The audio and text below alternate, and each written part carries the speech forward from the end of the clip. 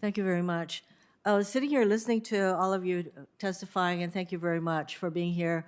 What I do understand is that this is not a simple situation because for a long time, manufacturing in our country was outsourced to other countries providing cheap labor. Isn't that a true statement, Mr. Koda, or Yeah. Professor? Yes.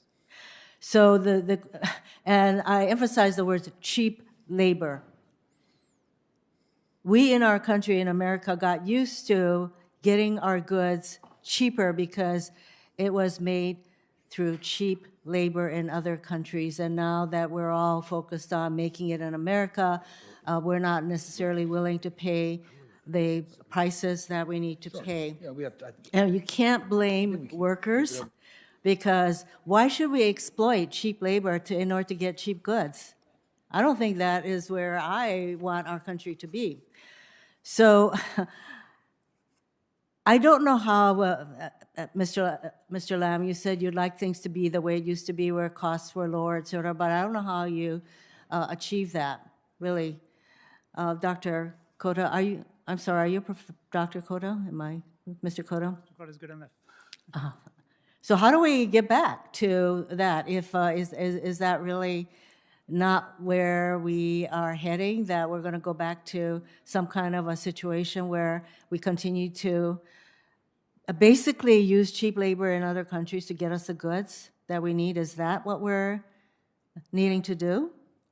No, it started out that way back in the late 70s and early 80s. But the point is, we are no longer going to China necessarily for cheap labor. China is well past that. On the other hand, think about countries like Germany, Japan, and South Korea. They have a very strong advanced manufacturing and very strong manufacturing innovation ecosystem. Wages in Germany are at least 40% higher than here. And in Japan and South Korea, they have high wages. They have higher taxes. Their energy costs are significantly higher. Their regulations are just as strict, and their automation they're significantly 3 to 6 times more automated than we are here. And yet they have a strong manufacturing base. It's because their private sector companies have a longer term goals. They care about stakeholders, not just shareholders. In fact, they are investing here in our manufacturing facilities in this country. If you know, from Siemens to Toyota, been around for a long time, and Honda and other companies, BMW, they are investing here, and we are rushing over there to other countries. So I think it has to do with two things. One is our large corporations have the quarterly shareholder profits are taken over for the 40 years, and that seemed to be working just fine for them. And I don't think it will change. COVID-19 or something else, that's not going to change. They're going to go to a different country now. But we need to think about how to build our capacity to innovate, and that means we need to invest in small manufacturers, I say, because when we invest in small manufacturers, then the big guys will come. I think you noted in your testimony how we can encourage the small and medium-sized manufacturers through grant programs, and you laid out an array of suggestions based on some of the discussions that you've been having across the country with small manufacturers as to what would meet their needs. And I think that those are some suggestions that we should incorporate. And recently, the president announced a new manufacturing office at SBA.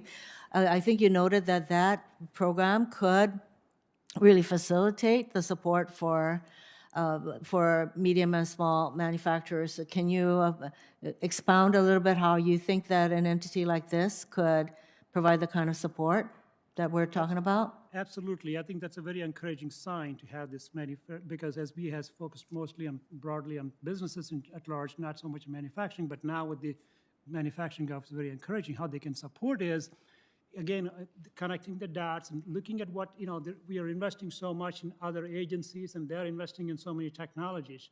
What happens is, just like I described before, when the technology is proven, then there's nowhere to go. This is where, instead of nowhere to go after the technology is proven, small SBA can play a critical role in leveraging what other technology developed by other agencies, and then nurturing the technology, and then putting pieces together so that we can do at least pilot production, start with the pilot production here.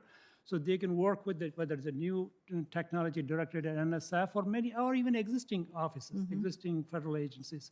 So yes, we need that. I was talking about having a coach, having somebody, looking across and connecting the dots. And I think that would be it will have many great multiplier effect in terms of what SBA can do that way.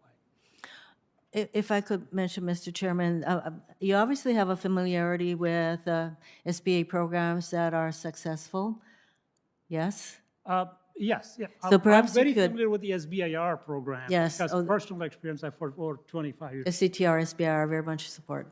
I was going to ask Mr. Chairman if he could provide us a list of those programs. I do acknowledge that you say that a lot of these programs are in their silos. They need to be talking to each other. But, it would be, I would like to know which of the SBA programs actually help small businesses and manufacturers. If you could maybe help us with a list so we can continue to provide support for these programs that actually work. Thank you, Mr. Chairman.